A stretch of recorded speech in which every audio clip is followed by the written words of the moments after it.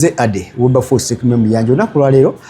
nzize ne Kojja Kagato nga tugenda kutusabukulula series yaffe endala nabagamba nti tugenda kutambuza series ziri bbiri abanyumirwa ennyo ebyafaayo ebya music oba endongo ye Uganda Kojja Kagato exclusive eno tulina episodes ziwera almost 20 Kojja zaweza abiri nga twogera ku byafaayo ebya principal Kafeero ayagala okumanya byonna ebimukwatako yatandika ddi endongo mpaka oyajululwa mbulamu bw'ensi eno byonna gyebiri ku Kojja Kagato exclusive kuno kujja okulabira ebintu ebitali mu mawulire by'otaalabako bye batawandiikako stories ziri unscripted era zonna tuzifunaano so olunaku leero Kojja twala tulabe ddala Uganda zaabu nga bye bagyogera episode eno oba series eno tugenda kutambula nga tulaga giri emyaka ndowooza nkaaga gye tugenda otimamu emirundi ebiri abiri agasooka 8 ageno gavumenti eriwo wetujja otambulira mu seri eno nga twebuuza ddala Uganda zaabu kuba tuyita Uganda zaabu naye ddala kituufu Uganda zaabu tugenda kutunulira tugatambulira mu seri eyo nga twebuuza nze naawe bye tukuwa naawe by'omanyi tumalirize nga tukkaanya naawe oba tetukkaanya kusinziira bye tunaba twogedde otherwise olunaku lwaleero Kojja agenda kubanga tulambulamu tufuna ku byafaayo before nga tunatandika kufuna independence administration oba governance ey'eggwanga yali etya wetugenda okutunula ne Kojja episode yaffe eneesooka Kojja sebo nkwaniriza ku mukutu gwo ogwa Kojja Kagato exclusive nange nensanyuka nnyo okuba nti ate ne ku kafubo kwendi n'akafubo weekali leero mu Focus TV yo enjota buliro wadde nga Kojja Kagato exclusive enneegezaamu nebaza nesekwebaza bonna abasubscribers mu mikutu egyo mwongere bwongezi kubaffe amaanyi mugatuwadde era tujja bawa buli ekyetaagisa okubawa oba oyagala okumanya ebyo byotaalaba byotaasomako byotafunanga mukisa muntu kubikunnyonnyola byotaliddamu kulaba kuba kakati bwe nkubanga nkunyumiza ebya 1970 togenda kuddamu biraba ate oli bisangawo naye nze nina omukisa nti bwe mba mbikunyumiza mba nkunyumiza present simple oba present perfect olwensonga nti naliwo sikunyumiza bye nawasoma mu bitabo kalike ngambye nti unscripted siteekateeka lwansonga nti nabiraba bulabi nga bwona abova wano ng'ogenze olina gy'ogenze oba n'onyumiza omupiira gw'ova okulaba tekikwetaagisa kuwandiika ndi mpandiike omupiira bwe nagulabye onyonyola byewalabye lwaki mulaba nti bwe mba njogera wano sirina wensoma Kojja abantu banyweddwa nnyo seri yaffe gye twakomeza ku episode eyabiri n'abagambye nti okunyumirwa emikutu gyaffe gino ojja genda mu playlist no twazitaddeko okwongera okulambula nti njagala kumanya bya Kafeero ng'ogigwamu playlist ng'ebikuwa byonna kati eno seri empya gye twatumye nti ddala Uganda zaabu naye seri erigenda kubanga etambula nti gwe ogamba leero kandabe ku kino leero kandabe ku kiri Kojja njagala otusigire ku kifaananyi tulabeko ku Uganda yaffe eno nga tennafuna bwetwaze before independence enfuga oba enkulembera y'ensi Uganda yali etya era bani abali mu mitambo ekiseera ekyo tewali agaanyi wetwagala otunula Kojja Uganda nsooka kulamisa ku bannayuganda bonna Kojja tulina omukisa okuba nti tukyasobola okubagamba ebintu bino Mukama akyabawadde obulamu kyatuwadde obulamu wabula ate tulina oba nkitwale nti kuba siyinza kuyita mukisa ekisiraani okuba nti abantu abamu bwe tuba tunnyonnyola ebyaliwo luli owulira atalina kyamanya era atalimanya paka lwaliva mu nsi ng'ate akwanukula nti abantu baali batono kati bangi n'ogamba nti olowooza nti abantu okuba abangi kitegeeza nfuga ku bambi mu China administration ne governance yensi mbi America governance mbi Nigeria governance mbi kuba abantu bokka bali mu kibuga nga Abuja bangi batula kwenkana bantu ba Uganda kiri kibuga kimu enoosi abantu bali mu Abuja babula kwenkana abantu ba Uganda abantu abali Cairo babula kwenkana abantu ba Uganda kati naye gundi nkyafu ekibuga Cairo kikyafu nga Uganda wotalina wogamba ndi wano we wayonjo gwe mbulira mu Uganda wogamba ndi wano we wayonjo tya wano enguudo zaawo nnungi wobo ngamba tulina getuyita apa Kampala ngawa va ku State Square okudda eri kwa Parliament side zaawo we walungi bwe kibanga eyo genda eri waggulu ku Kololo bwe kibanga eyo we walungi then Uganda mbi nnyo bwe kibanga eyo ongamba okuva waggulu wa State Square we walungi nze bwendaba bwempire kuba gyempise nakati okujja wano Uganda mbi nnyo terina nsi egyenkana bubi kubaga si yagwola beno ku paaka yenna yes ava apa Kampala ava Kololo era ojja kulaba nti ekizimbe nga Kochi Plaza New Pioneer Mall kijjula amazzi kati ennaku zino kuba amazzi gava Nakasero neeyo gyongamba walungi ewateeketeeke wafuwa zibu yesinga enguudo embi waggulu eyo buli womanyi nti we waggulu wa Kampala waliyo enguudo mbi awalala tandikira ku Equatoria okudda waggulu Kyaggwe Road Rashid Kamisi Martini we wasinga enguudo embi ebitundu ebiri wagguluggulu bye bibi ate kati ate bw'oba oyagala okwetamwa Uganda omanye nti Katonda tetukyalina kyamugamba kuba mwe baatuzaalira tambula genda bakutume ku poliisi y'okodi Kampala yes naye nalabye batandise okukolakolayo batandise okutereezaawo naye lowoozaamu okumala emyaka 4 nga leero olwo bakolayo naye ekyo nakyo kyewuunye Uganda zaabu ddala Uganda zaabu oba nze naye ate nja muyita Uganda trash kusinziira ku byendaba kubanga nze natandika okutambula nga eggwanga terineefuga nali ntambulako kojja njagala awo nga tetuneefugaawo twalina bakulembeze ki kati eggwanga lya Uganda lyalina abakulembeze baali bazungu okuva Kapere Lugard we bajjira wano ba Fort Lugard era be bananyini kayumba ako akayumba koolaba awo awali nga kodi Kampala maaso ga Old Kampala Prime Secondary School awo akayumba akakadde akali awo ye Fort Lugard kaali wano awali Uganda Muslim Supreme Council bazimba omuzikiti kaali naye olw'okuba nga twali twagala okukuuma ebintu byedda Uganda kyekyo kyokka kyesobodde okukuuma mu bintu byedda ebintu ebyo bibiri ekyo n'omuzingo oguli wali Entebbe ebyo byo babikuumye butuli biri ne bazimba akayumba ako ne bakazzaawo mu bukadde bwako n'ebintu Captain Lugard bye yali akozesa era mwebiri mu kayumba ako koja wano ku ssomero weekalya mu maaso awo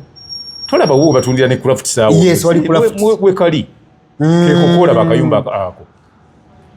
Fort Lugard Kapere Lugard yes naye nga yali Captain Lugard naye omuzungu omuganda olwokuba yali gogera kigambo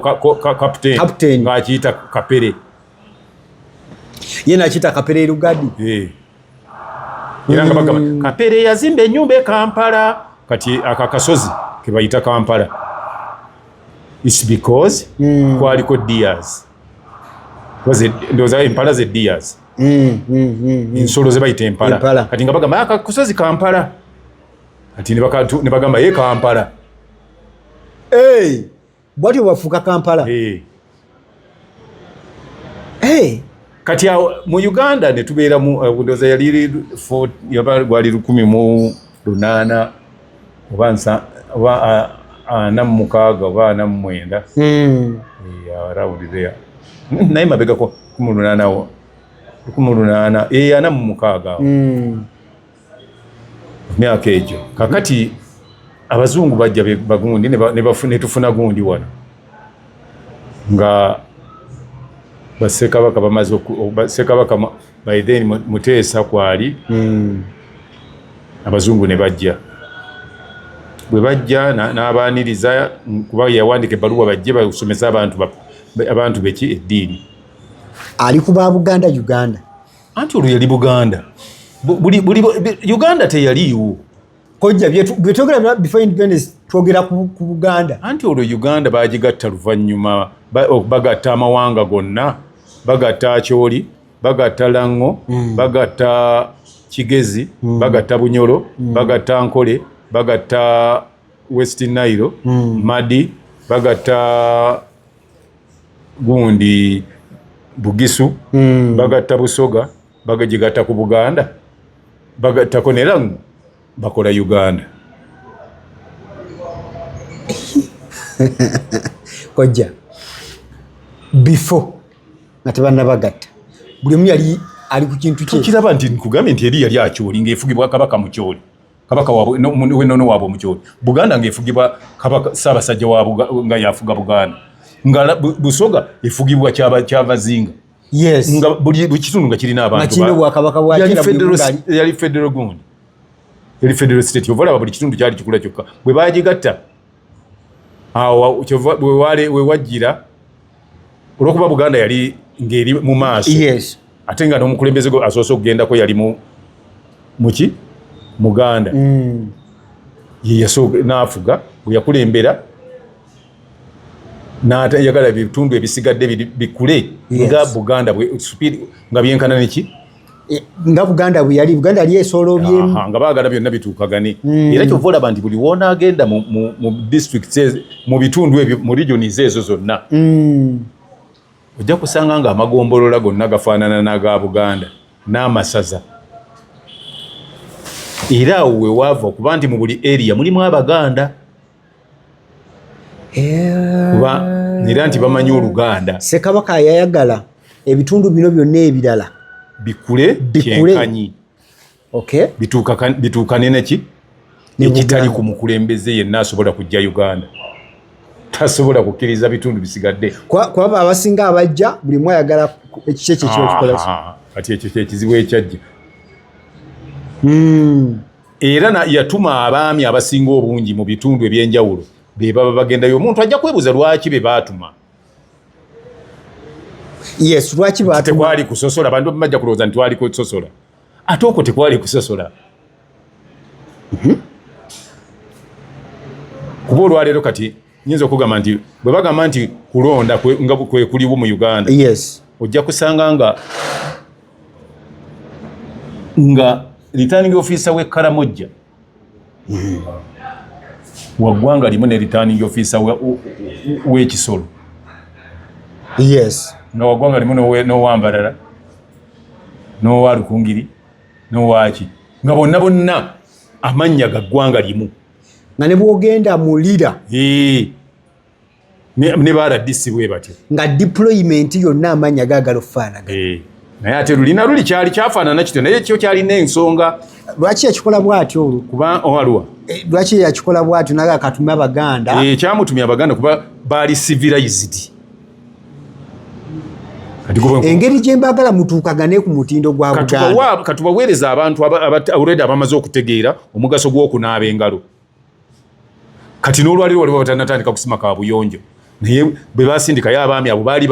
bazibasimisa. Era kyova olaba nti ebbanga ddene emabega abamu babadde baatandika ozisima. Nga bamanyi kubanga ye avudde eno nga akimanyi ng'amanyi nti kaabuyonjo. Anti kati Buganda yali okuva edda nedda yali emanyi obuyonjo bwaliwo. Mu 1700 eyo nga era Abaganda okulyamala kunaaba ngalo mu 1600 nga batuula ku lujjuliro ne bamanya nti omuntu akoza mu kibya kikye mu sowaani yiye. Era n'amanya nti oyambala. Naye ng'eriyo n'olwaleero abatanatandika kukola ki? Kubikola. Kwambala. Kyova olaba era ojja kulaba abaabasemberera ennyo. Omanyi obwakabaka wano bwali bwa mirundi ng'esatu obwali abw'emikwano ennyo. Waliwo obwakabaka bwa Buganda nga bwo mikwano gyabwo nga tomwawula Omuganda kabaka wa Buganda nga tomwawula na Kyabazinga wa Busoga. Era ne Bunyoro baaliko ab'omukwano. Bunyoro ne Buganda baliko ab'omukwano nga bakinywi nnyo ne batabuka butabusi ng'olwaliro bona alaba ndi kati Besigye gyaliwa Luzira nga te yajjanjabanga ki yajjanjabanga omukulu naye saawa zino amuggalidde obanga bona alaba nti Kayihura kati takyasobola kutuuka ku State House gafula kubana yaddakola appointment ne bamugamba schedule ejjudde next year mu Gwokusatu naffe bwe twali ne Bunyoro ne bwe twali ne nga Ssekabaka akolagana ne banne bonna abo okulaba nga ne gundi twaliko era omukwano gwaliwo okwo n'Owankole Omugabe n'Obwakabaka bwa Karagwe oba omanyi gye buli nalaba omukulu wa Karagwe yavaayo juzo n'agamba ye Kabaka wa Karagwe Karagwe nti tekiri wano Uganda kiri Tanzania yagamba yewawa ate owo Tanzania atabira oba yakiikirira abali muno mu Uganda kati ne Bukoba eri waliyo era Abaganda abaliyo era waliwo ne Ssekabaka omwe nina ekitabo ababa bagadde okumanya ebisinga awo kwekyo waliwo ekitabo bakiyita The Account of Baganda Their Customs Their Account Customs and Traditions kyawandiikibwa John Roscoe kyawandiikibwa mu 1811 you can read it kikyaliyo mu gundi nakigula Australia ekyogera ku ebyo ebyafaayo nga bwe era Buganda yonna bwe yali kati nze kyemba njagala okujjukira nga ntunulamu kubyemba sikyajjukira John Roscoe ye yakiwandiika wano waabulawo omuntu awandiika kuba biseera mu 1811 twali tetusobola kuwandiika kutuuka kwekyo naye ye yakiwandiika n'akompiringa buli kimu era gyekiri olungi nnyo kojja tubadde wali eri obukulembeze tugenda ne bazimba nga bazimbye ojja kulusanga eyo yonna yonna ng'eriyo amalwaliro era wakiri bagamba nti buli at least mu buli kitundu mubeeremu ekintu ng'ekyo ojja kulaba nti bona agenda naye mu ggulu wawa eriyo amasomero amalungi agazimbibwa mu biseera ebyo ku bakulembeze abaali baagala ensi yaabwe ebiseera ebyo koja mu bagavana bano abaliwo before Cohen nga awulikikanya wali tewaliwo balala baaliwo ko abalala naye tebaganja tebaganja nga bwolaba abasambi b'omupiira mu nsi babaddemu naye abantu bamanyi Pere gate Pere yasambanga yekka naye abantu bamanyi Pere yeyaganja bajjejja okokya abo bookokya bajjo Pere wa mu 70s yatandika 68 okusamba omupiira so newakubadde baaliwo bagavana ab'enjawulo ne Cohen yaganja era nga ne Kabaka Buganda yalina bakabaka bangi naye Muteesa ye yasinga okuganja ne Mwanga ne Muteesa Necwa bebasinga okuganja nga Ssekabaka bangi nnyo kati omuntu ataddewo ebyafaayo ebirungi asigala ajjukirwa nga bwolaba America olwali bapulezidenti bangi naye boogera ku Washington na Lincoln bebogerako ebyafaayo byonna byetololera kwabo na John F. Kennedy kati nawano bwekiri era ojagenda okusanga ebizimbe ebisinga obungi mu Uganda nga Fred Gondi oyo yasingako obungi Andrew Cohen nga yasinga kuba yalwana nnyo buli byonna bandifunye kino wadde yali mufuzi w'amatwale naye nga alwana nnyo nti eggwanga lyetulimu abantu bwe balijja balisanga ki lwaki bo tetubawa lwaki tubakolereyo kino lwaki tubakolere kino ne bagenda nga bakola ebintu era ne National Theatre eyo ndowooza yagizimba mwaka ki ogwo kojja 1950 mu 56 Cohen agamba wadde ndi mufuzi w'amatwale naye ate eggwanga lyendimu kambeeko byenkola kati omuntu yenna yandibadde ajjukirwako ebintu ebirungi byakoze era ebiseera ebyo nga kale bakolanga ebintu ebimu naye baleeta system nga gamba ye kati ey'oggula emmwanyi kuba wano omusajja bamuyitanga mama erinnya lyerabidde ng'ali mu system y'emmwanyi n'alagira emmwanyi zitandika okutundibwa okulimibwa era mu kulima emmwanyi batandika okuteekawo emisolo gye basolooza ku bantu kutambula mu nguudo okukola ki ng'abantu tebalina ssente. Baali tebakiteeka gira nti obaki baali bakikola kuwaliriza abantu kulima ki nga yengeri gye bali nga bonna omusolo ajja kuba talina wajja ssente kujjako ng'alimye ekirime kiri kye bamugambye ate nga bakitunda nga kigulwa mangu bwe yakisimbanga ne batandika okigula n'afunamu ssente n'asobola okusasula omusolo guli kati bo yayintroducing okulima emmwanyi n'aba nga bakikola ki awaba awinize era wano emmwanyi ezo zaava omanyi tezasookera wano zaali booli yava Abyssinia by then Abyssinia oba wenjogera bagitegeera abantu mba ntegeeza Ethiopia ekifo kiyitibwa Kufa awo Ethiopia bajja kategeera ekifo kiyitibwa Kufa naye nga ffe ne tugiyita Kofi bazungu n'agituvula Kofi nibamuleta wano ate ye Keborap n'aleeta wano Pamba bamuyitanga Borap tukyali ku gundi ya Cohen ebyo mu bazungu oyo lwe mabega eyo kaakati Borap bw'aleeta ekyuma wano bw'aleeta Pamba ensigo za Pamba ng'ayagala bazirime kuba yava ebweru ng'abazungu baagala ki cotton olwa weather yewaabwe bakole engoye mu cotton ate waabwe nga tabalayo kati bwe bamulima ne bamulima ng'okumulima wano nga naye wa miggo